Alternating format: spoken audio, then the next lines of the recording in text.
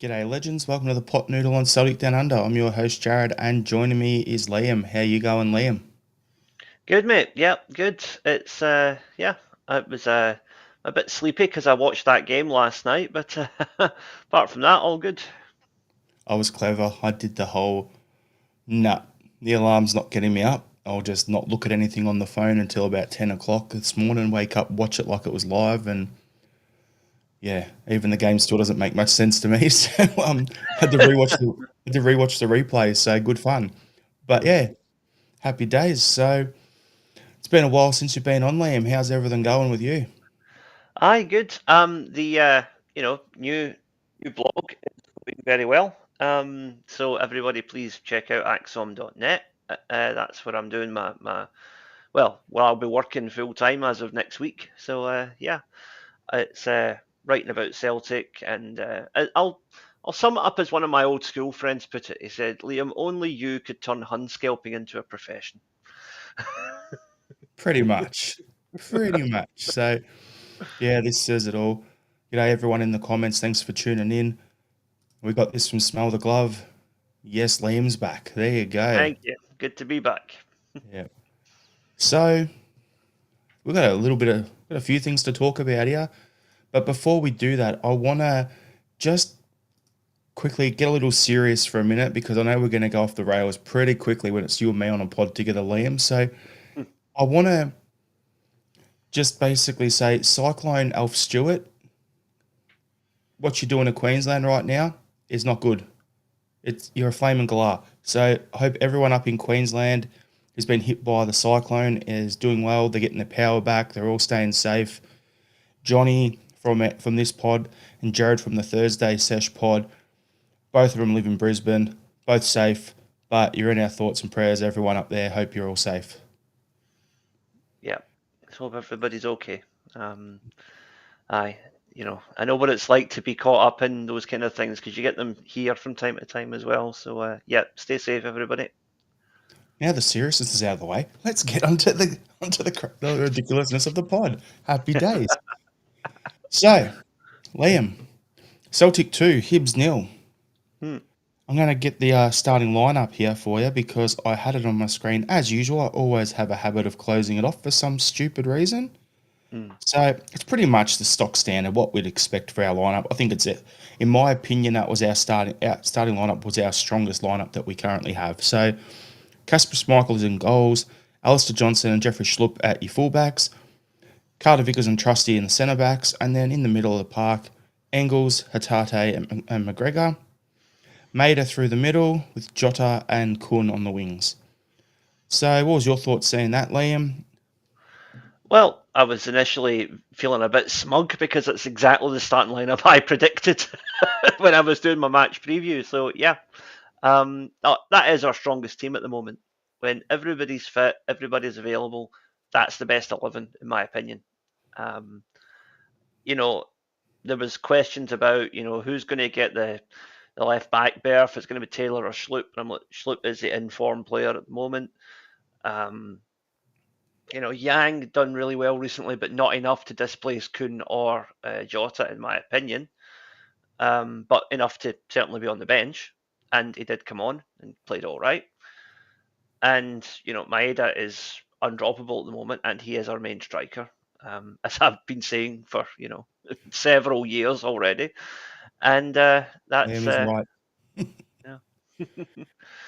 So Yeah. yeah, I was very happy with that team. It's exactly what I expected. It's exactly what I wanted, and I anticipated we would win, and we did. I thought I thought there was four question marks for our lineup going into the game. Usually there's two, all right? So for me, the questions were going to be, okay, who plays at left centre back? Is Trusty fit? And back, and because if he's fit, he starts. That's his position now. He's taken that from Scales. The jersey is definitely his. Mm. So is it gonna if he's fit, he plays. If he's not, then it's Scales starting there, right? Who's gonna be at left back? Is it Taylor? Is it Schlupp? It's definitely Schlupp. He's got the position, or Schlupp. I'll say it properly. Actually, he's the better for me. He's the best option at left back at the moment. Then the next options were Kun has looked a little flat lately. Now we're going back to one game a week the rest of the season pretty much. So he's going to get that bit of rest and get that recovery time that he needs. So I wasn't sure if he'd start, which or not. If he didn't start, then that means Jota goes to the right. Does Jota go to the right or does Yang start? That was the third question. And then the other question was, okay, is Maeda going to be the striker or is Ida going to be the striker? They were the four individual things. When you lump them together like that, they all flow on, right? But Mm. so it's basically two areas of the pitch. It's the front three and it's the left side of our defence. But what we got going into that game, 100%, that is our best lineup in terms of form, in terms of balance, and the speed of our play. So, yeah, I just thought that overall was a solid looking lineup. Now, the first half, Liam, I'm going to Mm. go my little bit, and then I'll just hand it over to Yeah, you. sure. But first half was kind of disjointed, in my opinion. Like the first 14, 15 minutes, we were up and about, we were flying. And then we could have been probably two up but at that point easily. Then I think it was around then they had their shot on goal that Casper's blown up deluxe at the ref because it could have potentially have scored and shouldn't have even been a they threw it in from the wrong spot. So that's a whole nother scenario we'll talk about a bit later on potentially. But from the 15-minute mark through to around about the 30-minute mark, that 15-minute patch there, it was pretty even game. Neither team looked like threatening. And then we ramped it up again a bit in the last, 10, 15 minutes of the half. That's how I saw it. I Mm. don't know if you saw it the same way, Liam, so I'll throw to you to give your rundown. But yeah, that was my overall thoughts. No, I mean that's I think that's a pretty good summation. We were not hitting top gear, but we definitely got better as the half went on. And I think when Casper did make that very important save, I think from that moment on it seemed to kind of wake us up because we started to play better. Um, we weren't playing badly. I just think Hibs came out and had a goal, and you know we were we then stepped it up, and our class showed when we eventually got that first goal. But I think overall, Hibs keeper had an incredible game throughout. I mean, second half in particular, but even in the first half, he made about 4 or 5 really good saves. That on another day, you could go in at half time 3 or 4 up. Dyson could easily have had a hat trick. Calmac could have had another goal. Hatate went close. There was so many chances in that first half, even though we were not at top form and we weren't really clicking. We still produced so much going forward. It was really good, I thought. I just want to jump on something you said there, Liam. Keeper Mm, saves for the game, 6. Blocks, yeah. 4. So that's Mm, defenders blocking a shot or the keeper saving it. There's 10 mm, right there. yeah. That shows what you're saying about their keeper. And there's some comments here like McLaughlin saying we should scout that Hibs keeper for the rest of the season. He can't be worse than Bain. The Mm, issue is if we did sign him, he'd be the third string keeper because we've already signed Sinisalo, who we haven't seen, yeah. to potentially be Casper's understudy and take over from him when he eventually moves on. But Yeah. yeah, he's a good quality player. And Smell the Glove was like, thought the Hibs would have gone for it a lot more, but we suffocated them and we didn't have to get out of second gear. 6-0 if Hibs goalie wasn't on form. 100% Yeah. on that as Pretty well. much. Yeah. Yeah. Unfortunately, that Hibs keeper is from England, I believe. So we would have an issue with the player quota if we replaced Scott Bain with him.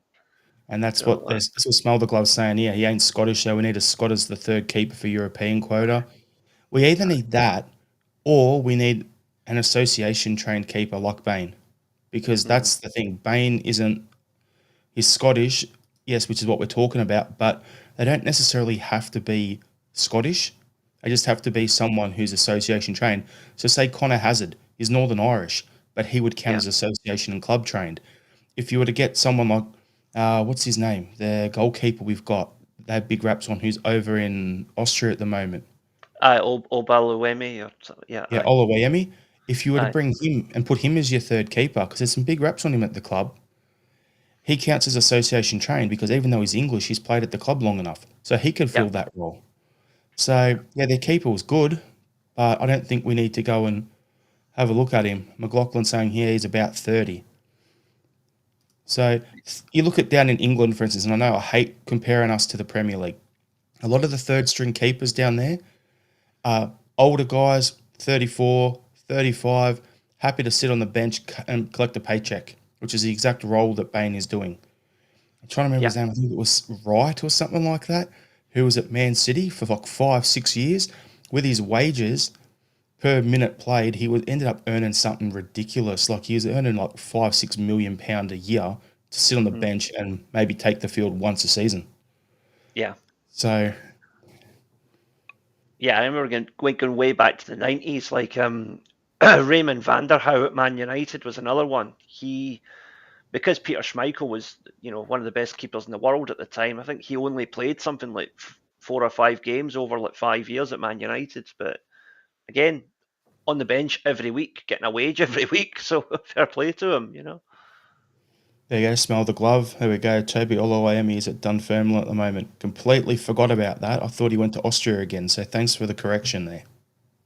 Mm. And J-Boy's like, I never understood the Bain situation and why we never got rid of him.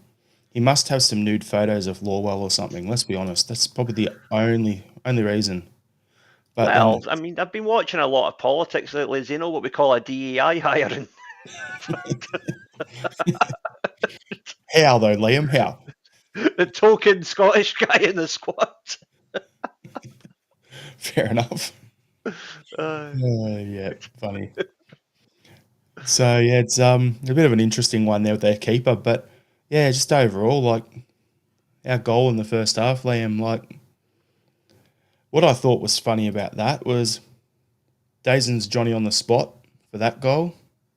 And then for Ida's goal later on, he's done the exact same thing. He's loving it. So your man Dazen's ripping it up. He's always there. He's Johnny on the spot, will be up and about and, make a move and everything. So, yeah, it's interesting. So what do you think of that goal?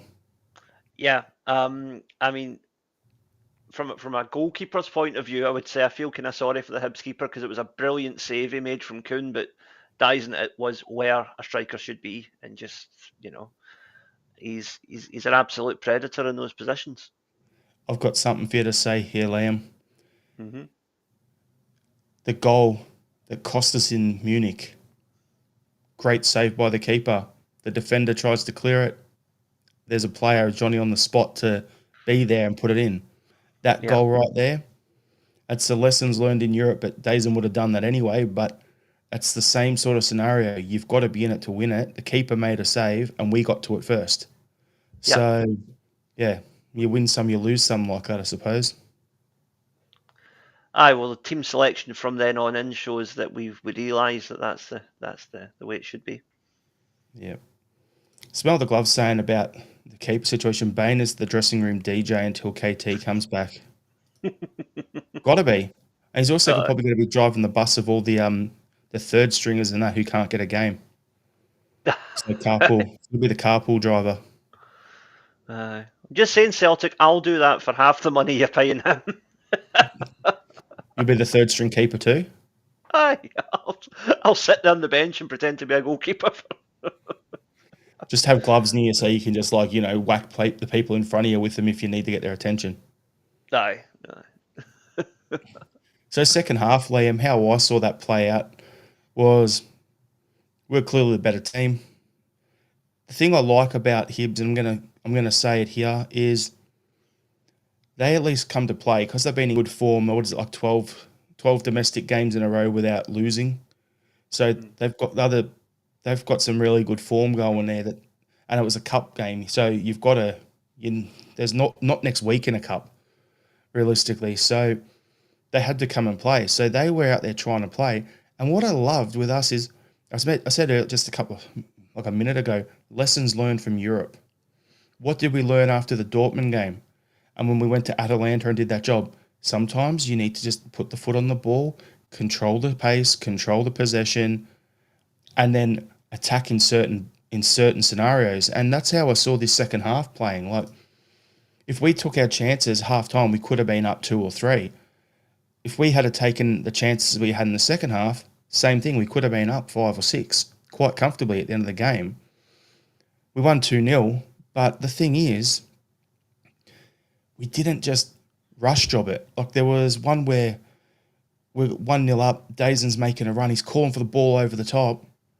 But then if you have a look, Rio puts the foot on it, holds it, and then passes. I think it was out to Jota, or I can't remember if it was to Jota or it was to someone else. But rather than just spraying a ball over the top and let's just go hell for leather, it was let's just control it. Let's show some composure here. They've got the numbers around us, Mm. like to hit us on a counter if it doesn't play off, work out. So it was good to see that not just domestically, but this was basically a dress rehearsal for next weekend's game. The way we played, we don't have to be going all out all the time. So for me, I looked at it thinking that was class. The way we controlled the game a lot in the second half. Aye, that's what happens when you're playing with confidence. I think that, we were a goal up. We should have probably been several goals up by that point. And like you say, there's no rush to get the ball forward. We don't need a goal. It's like, no, we'll do this when we want to, how we want to, and it's on the opposition to try and put us off that stride. And Hibs were not able to do that. So um, again, credit to Hibs. They did try and make a game of it, but I think ultimately we were just better. Yeah, and that's the thing, Liam. Like as you're saying, we'll score when we want to, and it wasn't that we weren't trying. It was more I didn't feel normally when you get into those sort of games, and it's a 1-0 game, and you're home, and you're playing a team in form. If that was in a derby, would the crowd be going, oh, I'm getting a little anxious and stuff like that? Hmm. But when we do that exact same thing that we did against Hibs in Europe, the crowd just gets louder and louder and louder. It's like, yeah, and just really getting stuck in, right? So Hmm. what I loved seeing was we looked composed, and they didn't even really look like they didn't even look like scoring or threatening anything that would actually look dangerous. So Yeah. it was one of those games where when I was watching, I'm like, I'm not nervous. Like we're controlling the ball that well that even if we give it up, we're got our shape there. We're going to win it back. Yeah. Aye, even at 1-0, at no point was I in any doubt that we were winning this game. Um, I think that's exactly it. It was just one of those games where 1-0 did not tell the story. It should have been 2 or 3-0 based on the control, the pressure, and the chances that we were creating. But the goal was always coming, Liam. That's the funny thing. The Aye. second goal, if there was going to be a second goal in that game, it was always coming, but it was coming for us. It was never going to be their way.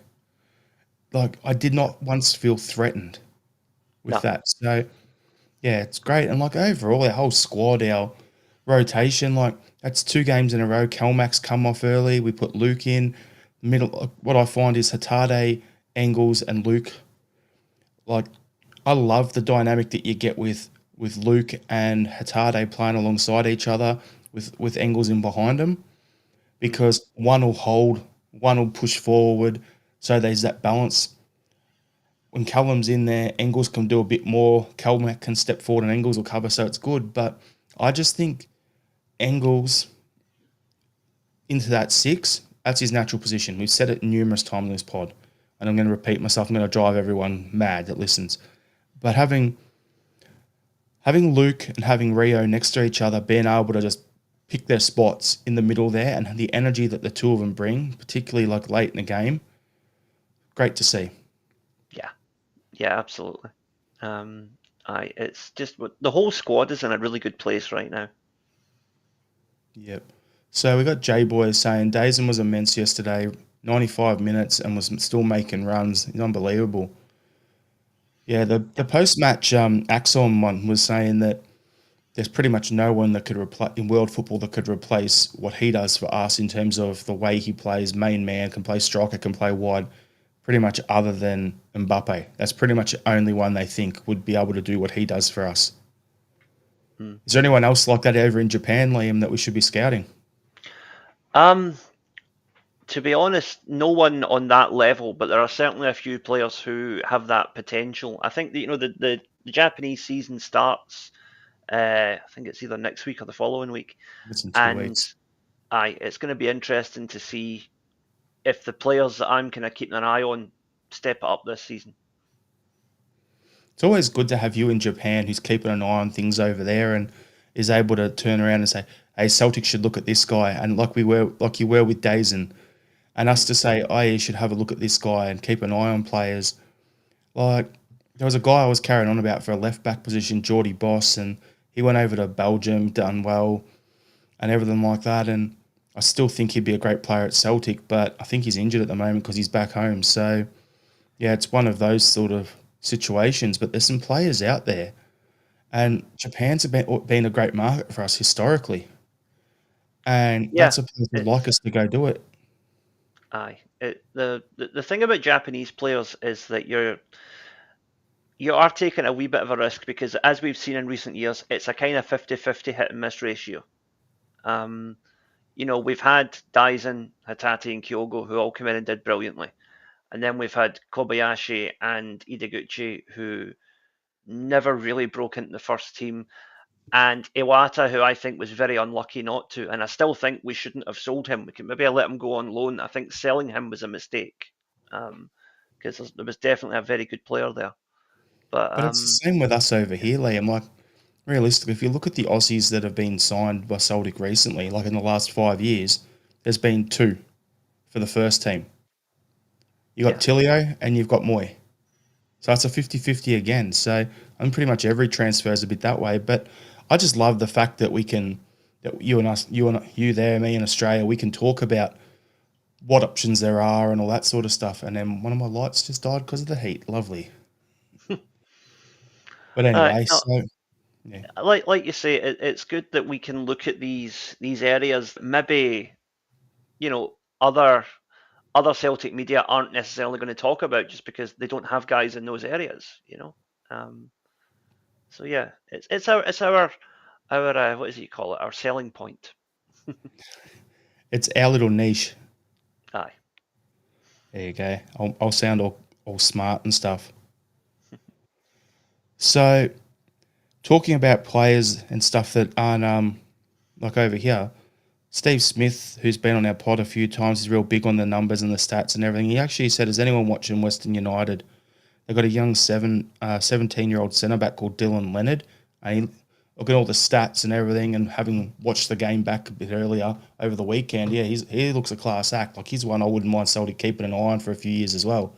Hmm. So that's the thing for us outside of it. But we'll get back to the game. So we've got Dominic saying, who is the Scottish mainstream media selling this week? We'll be talking about that probably in about 10, Yeah. 15 minutes, Dominic. So I Aye. want to Are get we all going to you have another guys. round of Glasgow Derby media bingo like we did last time?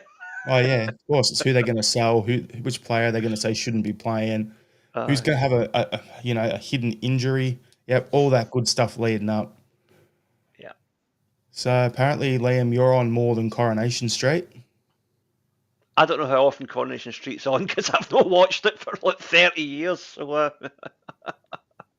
So there's a question uh, for you from Jerry Burns. Liam, is Dazen getting mentioned much back in Japan because of his goal scoring? And do you think when Japan play next, he'll be a stick on at centre forward? um, I'll say a qualified no because he is getting mentions here and there, but not like people aren't really raving about it because it's kind of expected of him. Because the perception is that he's playing in a league where he should be doing that because they don't really rate the Scottish League. Um, but in terms of a stick on for centre forward, probably not under this manager because this manager again has this kind of slightly snobbish approach to Scottish football. I mean, he basically bullied Kyogo into leaving Celtic in the sense that you're not going to get a game for Japan unless you move on. He Um, doesn't play him and anyway.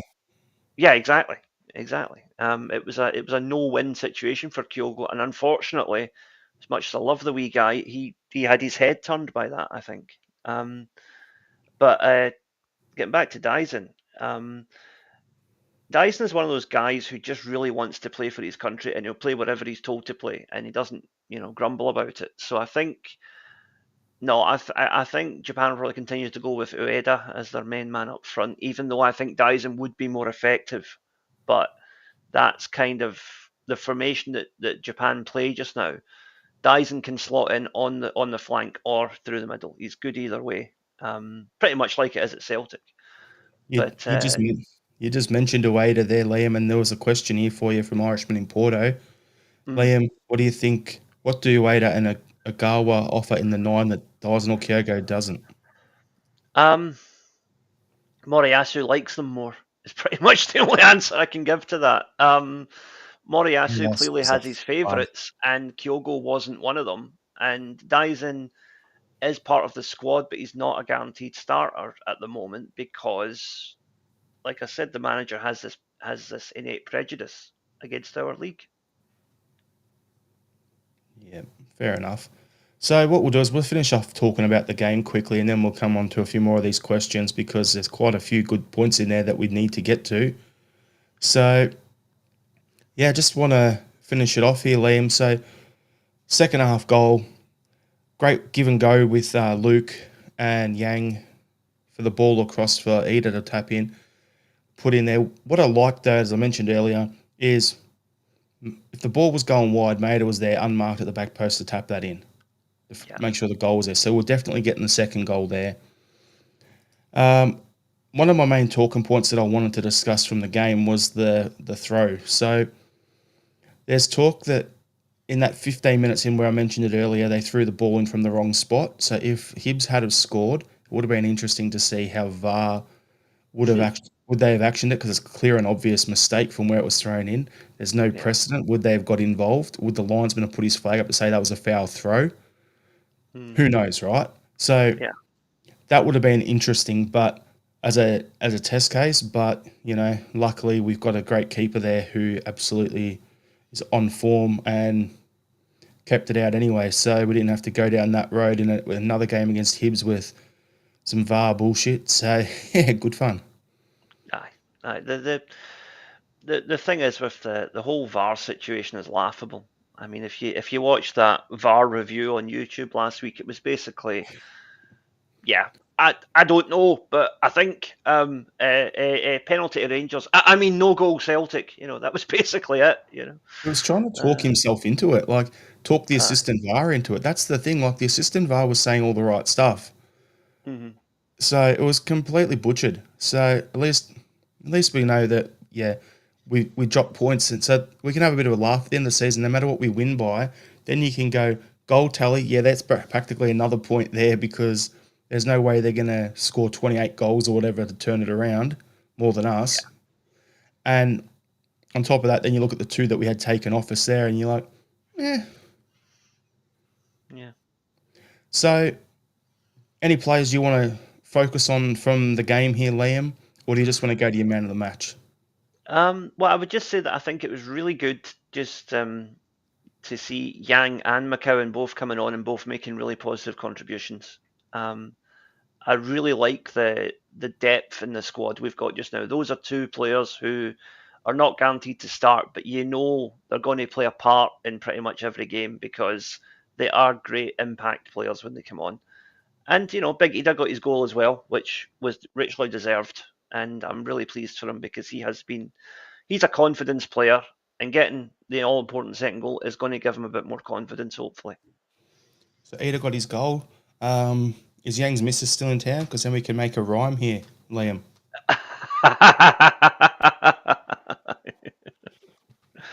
Oh, you beat me to it. I You beat had me to. to it. I know how you Aye. think, mate. I've been on this pod long enough with you, like 5 years, so it's kind of like I know the setup here for you. Yeah, you beat me to it, and hopefully Yang isn't left beating it this weekend. Hopefully she's still around. So my man of the match for us, pretty much Dazen. And man of the match for the game's got to be their keeper because it would have been an absolute massacre if he wasn't in the form he was on.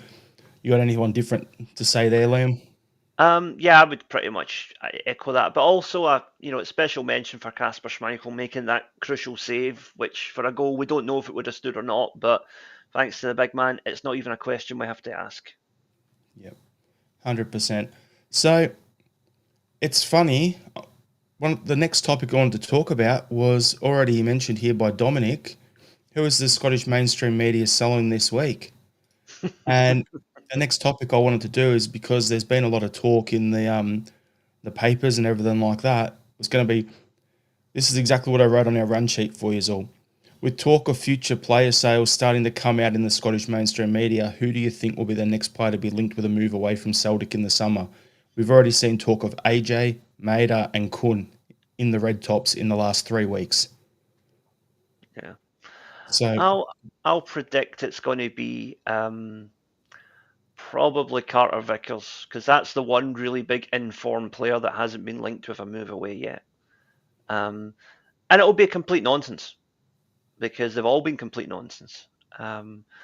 It's, the usual thing, Scottish media putting two and two together and coming up with 1690. We talk about it all the time.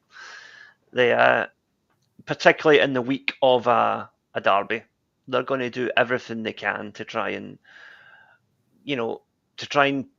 unnerve Celtic, but also try and give that other mob false hope, which I'm quite happy for them to do that. Let them go ahead. Let them get their false sense of optimism and let us smash it out of them next Sunday. and this is the other one here. Simon from Denny is saying, who do you think is likely to move on and need replaced in the summer? So that ties into what we're going to talk about. So we'll park that one, but we will get to that Simon in the next couple of minutes. So what I'm looking at with that as well, Liam, is you said CCV. I was thinking we're going to start seeing a lot of talk about. It's going to sound really weird, but I know we're going to see more and more. I reckon Alistair Johnson, particularly if he does a good job in the derby with the physicality. Yeah. We're going to start seeing a lot more of him, even though he's already been mentioned. One who hasn't been mentioned yet is all it's going to take is for someone of Bernardo's ilk, once he's fit, to come back in, play well the rest of the season, and then just watch for him and Engels to start being the media to start trying to sell him the same way they tried to sell Van Dijk within about 4 weeks from him arriving in Glasgow. Yeah. Yep. Aye. That Bernardo is another one, like you say. If he hits the form, they're going to start that. It's almost like they're running a campaign to sell certain players. They tried it with Eisen last week, and thankfully it got shot down very quickly. The funny thing is, wouldn't you think the media would be like bigging up and wanting to try and pump up all the players from their favourite team, the establishment's team, because they're that hard up for cash that, let's try and put a bit of an auction in the media and try and get some of their players sold instead of, going and trying to sell the players that Celtic have when we've already got copious amounts of money in the bank. Doesn't make sense. No, well, as usual, the media in Scotland have overplayed their hand. They went all in a couple of weeks ago with that takeover talk, which has now fizzled out.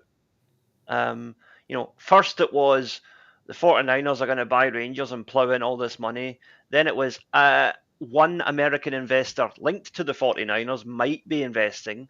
Now it's due diligence, and it might be a 19% investment, which is not enough to even make him the biggest shareholder. And the So, funny thing was, at the same time, the talk was, if the 49ers come in, then Celtic's going to end up in the Red Bull group. That was the other talk at the same time. And I'm just yeah, like, hey, how dumb are you people? Do you really see the biggest shareholder in Leeds is the 49ers? Second biggest shareholder there is Red Bull. yeah. Do you see those guys trying to go, well, they're going to try and go, the two biggest clubs in Scotland, let's make them our feeder teams? Please. There's plenty of bull in the Scottish media, but none of it's red, unfortunately. It's all brown. Aye. And there's an emoji of it. Yeah. Yeah. No, it's a good laugh. So, yeah, I'm just thinking, like, the thing I want to have a look at as well, and I want to, before we get into that, the next thing is I just quickly want to go through some of these comments, Liam, and then we'll do it. So, Simon, the answer to this is still coming, okay? Who do you think will move on and need replaced? It's still coming, don't worry. We're not going to miss it. So, Irishman in Porto saying, hey, Jared, what's the crack with your boy Tilio? How's your season going? Tilio is not my boy anymore. I've officially handed back everything on that. The tiara is officially put it away. He's basically said that he's not going to come back to Celtic. He didn't like the way he was treated in a roundabout way. He played over here, got hurt, was out for half the season. He's just come back a couple of weeks ago. Scored a couple of goals already, but they're playing him on the right wing, so he can invert onto his left. But yeah, he's just disappointing. It's probably the easiest way to sum him up because I thought there was a player there. Yeah. The bits I've seen of him, I think there is a player there, but it's not going to be at Celtic, unfortunately. So Smell the Glove was saying, agreed with the mistake selling Awada. Liam, he's doing great at Birmingham. We've been lucky with injuries, only having 5 midfielders all season. Yeah. I would have rather keep Awada and loan him and and sell Odin home. Like at the time, at the start of the season, there's probably me on a pod saying, yeah, sell Awada because home will come through. But now seeing what they've gone on to do this season, I have officially spun around and, my back's to, I'm on that fence and I've turned. I've completely changed. My viewpoint is the complete opposite. Yeah. So, that's... And then Kieran Dow's been superb for Birmingham since January 2. Irishman in Porto saying, anyone get Viz vibes when they see Hibs shirt sponsor Bevy? There's a website over here called Boozle. And that's something you can jump on if you want a certain drink and you're like, certain beer. And it's like, where can I get Bucky? I don't know which place is going to have it. All right, Boozle, search. And you put your location, kilometers, and it shows you everywhere that has it. So anytime I see Bevy, I think, how funny would it be if a local team over here was sponsored by Boozle? That's the way I see it. Meanwhile, in Japan, there's one online store that imports drinks and stuff from the UK, and it's called the British Corner Shop. I asked them on their Facebook page if they sold Bucky, and they blocked me. I was like, guys, it was a serious question. I was going to buy some if you were selling it, Oh, you got to love that. Uh, Yeah, so we'll scroll through some more heavy vibes. It's like you're reading the next thing I had on our run sheet. Because before I bring that question up, I wanted to say if we look at recent departures from Celtic over the last 4 to 5 years, I want to know, Liam, do you think the struggles for players moving to a higher standard, such as Aya, Jota, or big money moves then, maybe not higher standard, but Aya, Jota, Edward, Kyogo, and O'Reilly have shown that the grass is not always greener away from paradise? yeah, I think it shows as well the strength of the Celtic support, because you go the other way, you look at players who have been struggling and have come to Celtic. Joe Hart is the most recent obvious example, but you go back, you've got other players, Big John Hartson, Chris Sutton, were other examples of guys who played well in England, but their careers had kind of stalled a wee bit. Then they came to us, and we completely revitalised them because we took them in and said, "You're one of us now, and that we'll give you all the backing you need." And the problem is that if you're a player whose first big European club is Celtic, which in the case of O'Reilly and Kyogo, that is how it was, you then go elsewhere and you're expecting that same level of love and support from the fans, and you're not necessarily going to get it, because I think that's something special about the Celtic support, which doesn't happen elsewhere. And a lot of players don't realise that until it's too late. And no harm to the players, they've got to go and do what they think is best for their development and their financial security, whatever. But I think a lot of it just comes down to the fact that they do not get the same love from the fans that they do at Celtic. I think that's a big part of it. And I think the other part of it when they move on as well, Liam, is when you're at Celtic, every game matters. You can't have an off game. Mm-hmm. It is a full-time, all-encompassing, 24/7, 365 thing where you're expected to win and win the next game and win the next game and win the next game. A draw's not good enough. Oh, you misplaced a couple of passes. Drop him. He doesn't deserve to wear the jersey. It's so all-encompassing that when players go away and they go to some of these clubs where a draw away from home is a good result, they're happily to take a draw. The players are kind of like, huh? What? Yeah. So that's the other part of it. What you said is definitely spot on, but I think that's probably the other part as well, where the players have got that used to certain standards and requirements, and then they drop down where it's not as higher standard is required, Mm, that they just relax that bit, and then they don't look anywhere near as good. yeah. So yeah, that's just what I think. But as Andrew Galea is saying here, we do sell players. It's our model. Yeah, And unfortunately. talking about which players will be linked in the media, Irishman Porto's got an absolute belter here. The Scottish media will say CCV wants to move to the EPL because he wants to be called up for England. Yeah. Well, it wouldn't be the first time the Daily Record have heard something on this podcast that was nonsensical and they've ran with it. Um, remember before the last derby when I made a joke about Elon Musk investing in Rangers, then Oh, 10 48 out. hours later the Daily Record ran the story? Yeah. Wouldn't surprise me if they have their, little whatever it is, work experience kids watching all this stuff trying to see what can we grab and run with. Oh, So you've got as we've got here from John Clements, it's media transfer bingo, particularly in Derby week. yeah. And then Stephen Healy saying, how can a rubbish newspaper sell anyone? Liam, you work there. It's only a story to sell a paper. Well, what I would say to that, Stephen, is that there have been cases in the past where you've had concerted campaigns from certain papers to make things happen. Not necessarily just transfers. I mean, back in the 90s, there was a lot of pushing for certain players to get called up to Scotland, certain players to get other, other nations to play them, and that pressure does actually. It's not the only factor, but it does have an impact. I mean, I've seen firsthand that it does have an impact. To give you an example of my own sort of situation, when I was working in the media, I did a work placement shortly before moving to Japan where I worked at the Sun, and I'm ashamed to say it, I worked at the Sun for 2 weeks, summer work experience. And the thing is, the guys at the paper were actually brand new with me. They were really supportive and helping me develop. But but it was quite clear that there was a lot of manufacturing going on as opposed to reporting. Um, Arthur Boric signed for Celtic round about that time, and he was the only player that the Sun had linked us with in that fortnight that I was there that actually signed. I remember counting it. There were 17 different players that the Sun said Celtic were going to sign, and they got one of them right. So, of course, they spent the next month, whatever, going on about the one that they got right and ignoring the 16 that they got wrong. Um, so there Don't are worry, certain Liam. times where it does happen that papers are trying to push certain things, be it a transfer or a call up or whatever, and just be aware of that. I'm not saying it's happening all the time, but I'm just saying be aware of that when you're reading these papers, that there is stuff going on in the background. They're trying to create news as much as they are right about it. We have rugby league commentators over here, Liam. One in particular called Phil Gould.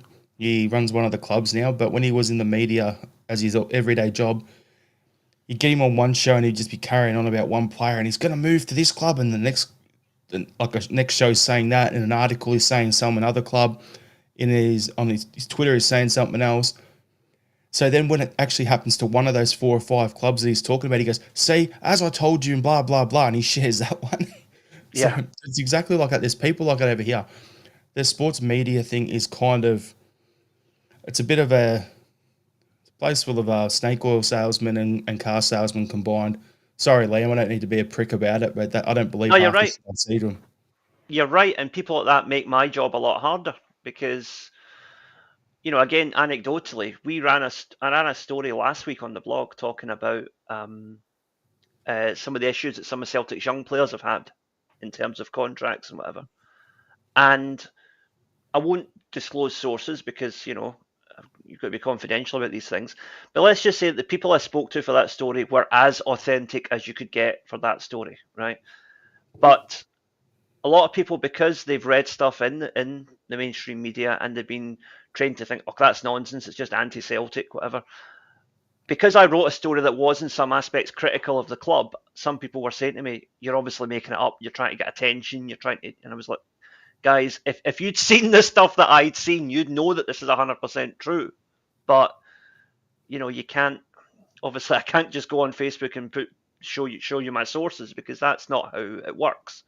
But you get that because there's so little trust in media in general, and there are so many shysters out there that it makes genuine journalism more difficult. Liam's ITK, everyone. He's in the know. I had to say that. John Clement said some dumb Hun media reporter will report that Maeda is going to Mexico because of the tequila song.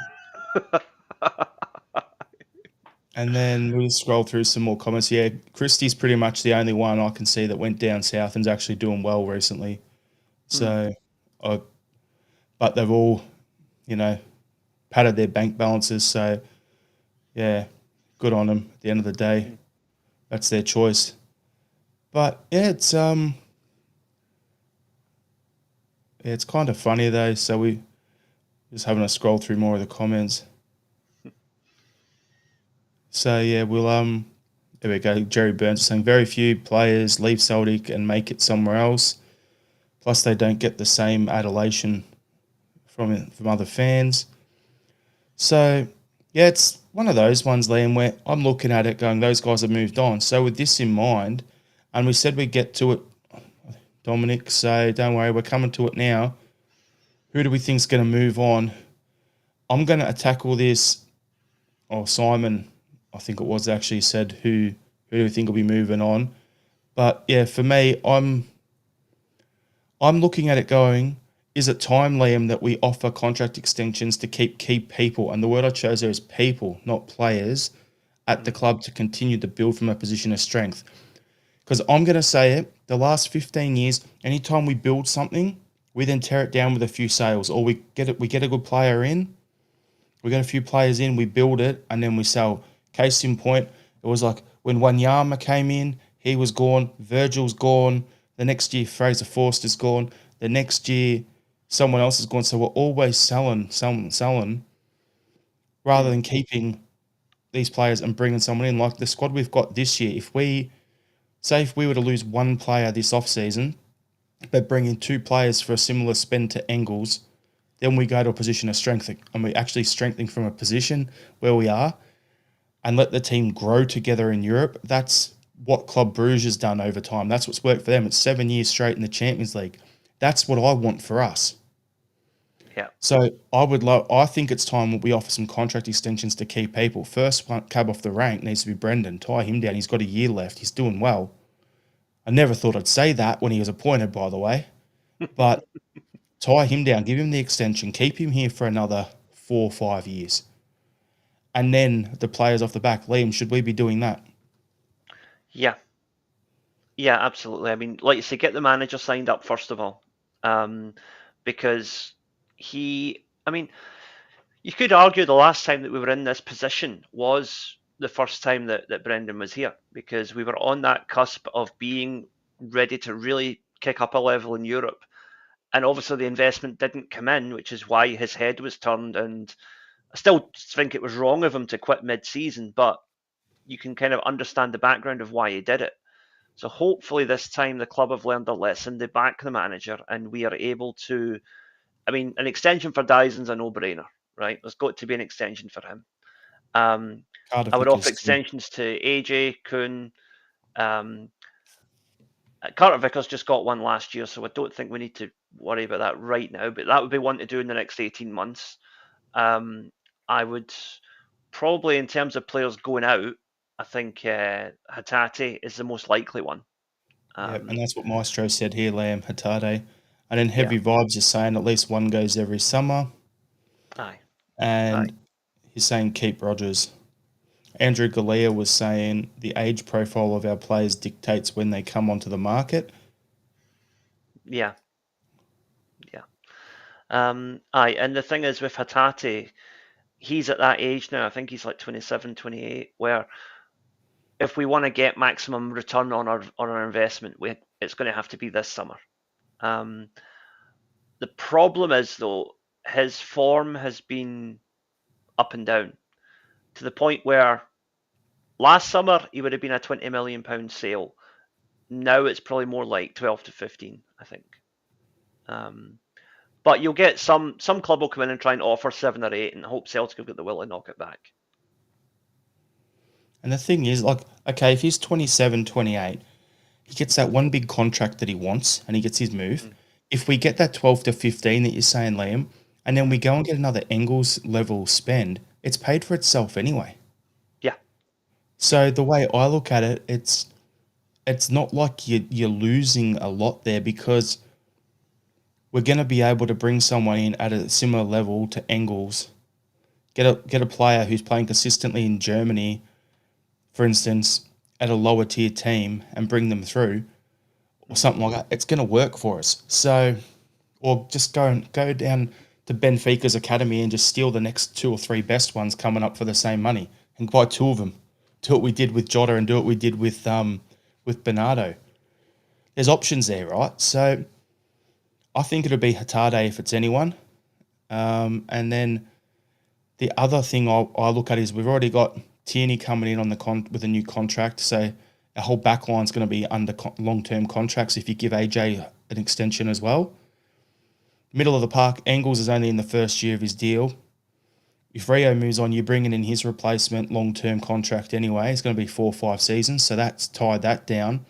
Up front, you give Kun the new contract. He signed a 5.5-year contract when he started. He's been here a year and a half, so he's still going to have 4 years left. Give him a new contract if you want, just to give him some more money and make him, keep him focused or whatever. And then you get Maeda. You've already got Eder on a long-term contract when we signed him. You've just signed Jota on a 5.5-year deal. So the squad is loaded with long-term contracts and quality players, which is what I want. So realistically, the odd man out for wanting to move on is Hatade. He moves, you get that same. If you get that 12 to 15 you're talking about, Liam, you spend it all again, or say you go 12 million on the what's it called? You go 12 million on a replacement, so you beat the Engels money slightly. Still looks good on like we're doing the right thing. We're going to get a quality player. So yeah, I'm just Yeah. going to go through some of these comments here.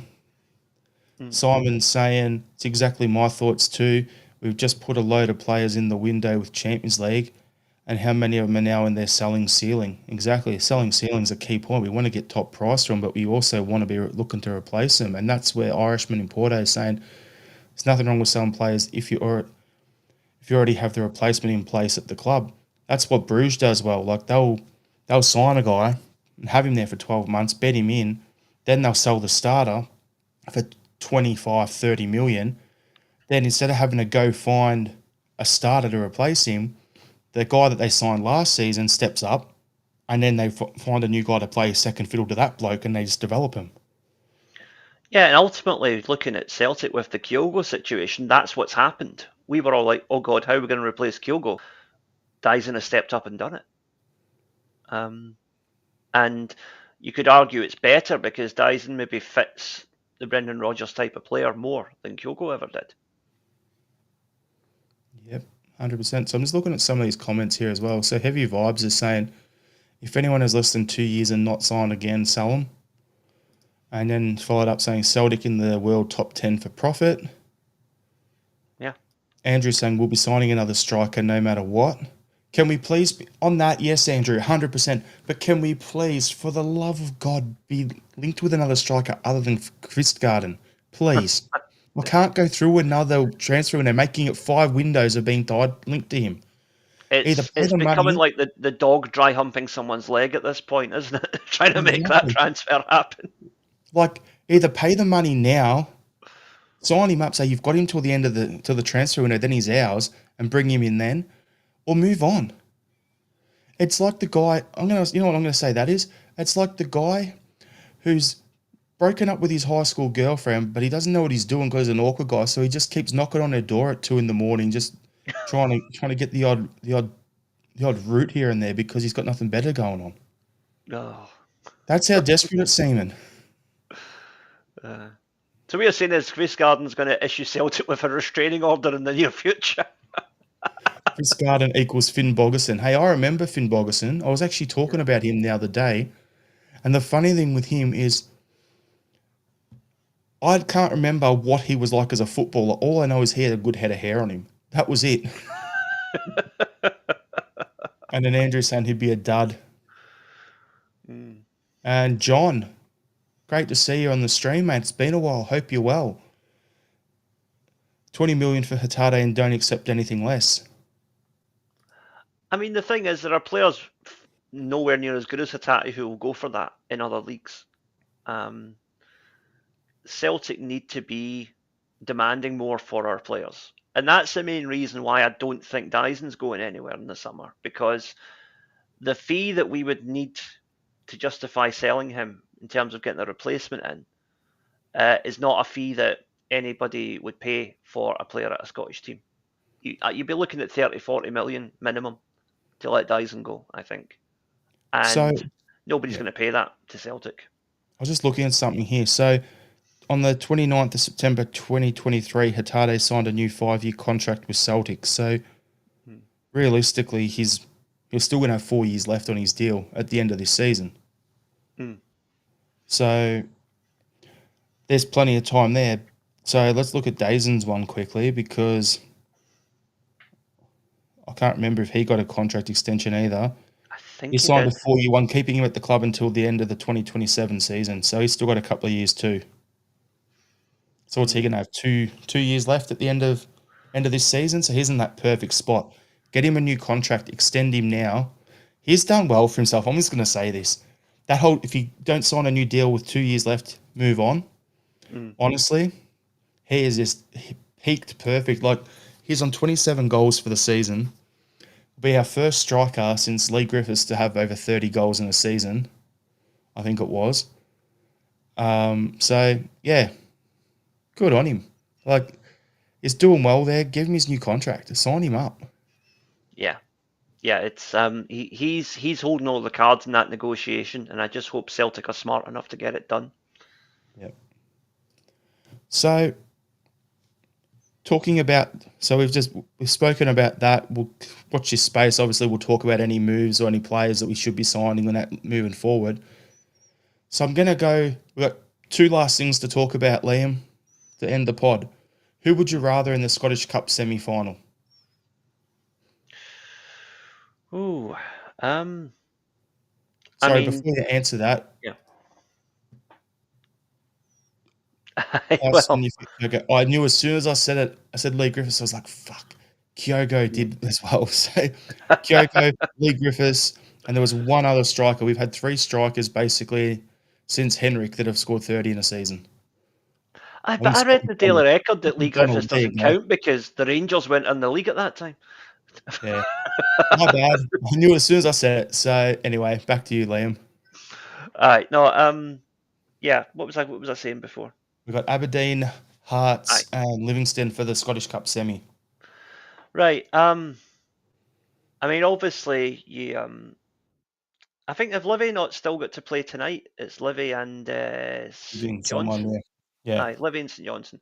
I mean, the winner of that tie you would think would be the easiest one to go, but I would take Aberdeen. I think Aberdeen would be a really good cup tie because I want to save.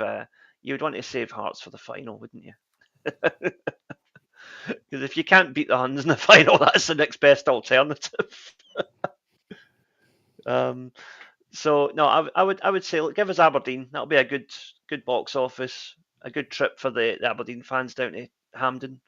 And I think it'd be a game that we would win, but it'd be a good game. And then hopefully we get Hearts in the final and absolutely massacre them. Yeah, I look at it and go, I don't know much about Hearts. Like they've had a bit of a change around for their with their squad, right? So I don't know too much, but that's who I expect us to get in the draw. I would love for it to be Aberdeen because they haven't been the same team since we broke them at Hampden earlier in the season and put six past them. So that's the ideal dream would be that, but I think we're going to get Hearts. Hmm. Oh, there you go. I Bobby mean, Bond's saying the you same. you could make the argument that we basically derailed Aberdeen's entire season with that game. Yeah. So, but I think Heavy Vibes has got a point there. Hearts is probably the most like that. That'll be the hot ball in the draw. But no, I think the draw is made tomorrow morning our time after the Livy St Johnstone game, if I remember right. Yep. So it's going to be an interesting one there. And I think the easiest thing is I just want to I'll give you a couple of minutes here, Liam, to just give your early thoughts leading into this weekend's Glasgow derby. I'm not going to say much on it because I've still got the Thursday session for myself later in the week to Okay. unleash and give them grief. So I'll give you the floor here to just let us know your thoughts on the derby, how you think it'll play out, and just do some general Hun scalping. Right. Okay. So let's see. Uh, like I say, there will be stories in the newspapers trying to create an illusion that this is going to be a competitive game. Um, expect the fact that they won the New Year game to be mentioned in pretty much every article between now and Sunday, because it's all going to be about giving them false hope. That is going to be the narrative in the media. But it's not going to matter because we're just going to quietly spend a week getting trained up, getting ready, doing our homework, and then we're going to go out there and absolutely scalp them. And I wonder how many of those 2,500 fans in the stadium will still be there at half time when the Huns are 3 or 4 nothing down. They're going to And have, can Celtic initiate a scheme to resell those tickets to Celtic fans for the second half? just watch them walk out. Yeah, Uh, that'll be funny. um, yeah. Yeah. One thing I wanted to say early on, and I forgot about Hibs, was it was good to see the big travelling support from them come up the road as well. Yeah, I mean, Hibs did it the right way. Hibs, no statements, no protests, no demands, no threats. Just, guys, can we have some more tickets, please? Celtic, like, okay, that's how you do it. That is Yeah. how reasonable clubs talk to each other. Hibs asked, Celtic agreed, and everybody had a good day out. And yeah, those Hibs fans, they added a lot to the atmosphere yesterday. The atmosphere was one of the best I've seen at a game for ages. And the Hibs fans definitely played their part in that, and respect to them for doing that. Yep. So I'm just doing a little search on the 30 goaler thing as well here, Liam, because it's now in my head. It's going to bug me. But Mm-hmm. yeah, I'm just thinking going into the derby, it's going to be by how many? Well, Yeah. because the thing is, they're playing 48 hours beforehand in a Europa League game, even Mm-hmm. though it's at home. If my memory's right, they've still got to play a game, then do recovery, and then come over to our place where we usually absolutely scalp them.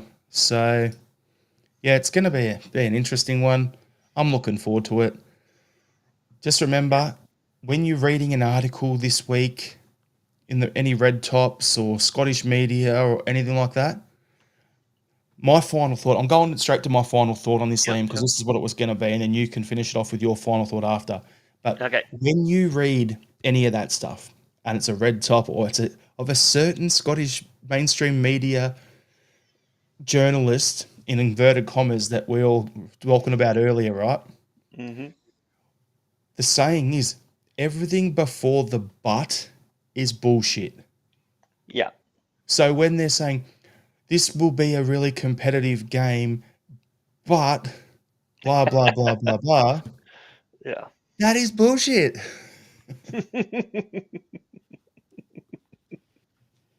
That's exactly. That is it in a nutshell. I said this a couple of weeks ago on Axom. I said, Scottish media should be made to start every story with, "I think maybe," because that's about as much credence as their stories usually have.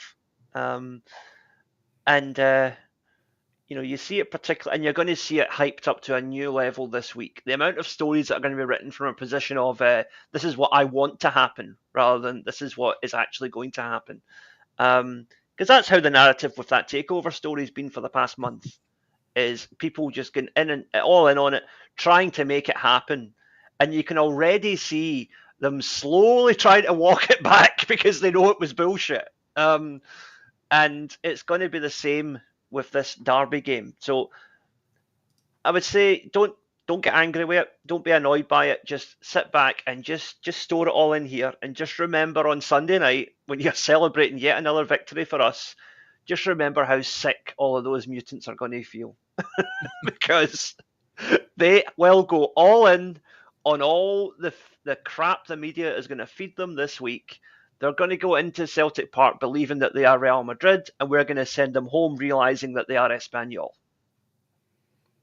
The funny thing, Liam, is I can't wait for Monday to see the updated, the wheel thing of like the Rangers wheel of misery, and it's like name Tavin Goldson, the new sack manager, new manager bounce, managers are world class. Then where they're at on it, I can't wait for them to get scalped, and then it's like the manager's shit, sack him, and see where they are on it. That's what I look forward to on Monday. Seeing Hunties getting a bunch of their podcasts going on, and yeah, listening to Yeah. Super I've Scoreboard. got my resources at the ready. Have you? I just have the meme of the South Park guy sitting in the chair, jizz everywhere. I got that ready to put up on a few posts just for fun. Yeah. Aye. Good No, fun. it's next Monday's going to be good. I am already looking forward to next Monday's show, assuming that all goes well on Sunday. Because aye. And the thing is, see, even if by some miracle they win, what's their reward? The possibility that we could win the league at Ibrox. Exactly. So that's something there, Liam. We'll finish it with this thought, right? 5 more wins. We're 5 wins away from a treble. Yep. We win this one. 2 more games to the split or whatever it is afterwards. By that point, as long as we're more than 15 points ahead when the split happens, we've already got it won. So that's all we got to win is these 3. Then there's a Scottish Cup semi and a Scottish Cup final. And I can't wait. Yeah. Yeah. It's a great time to be a team. It is. And I think that's a great sentiment to close out on. It is a great time to be one of us. And even the worst time to be a Celtic fan is better than any time to be a Hun. So 100%. Thanks everyone for tuning in. We appreciate the support. Hit the like button, subscribe to the channel if you haven't already done so. And yeah, we'll see you next week, next Monday. Hopefully celebrating another Hun scalping with copious amounts of smugness and Huntiers in bottles for Liam to show on the screen. Thanks everyone. Hail, hail. Hail, hail.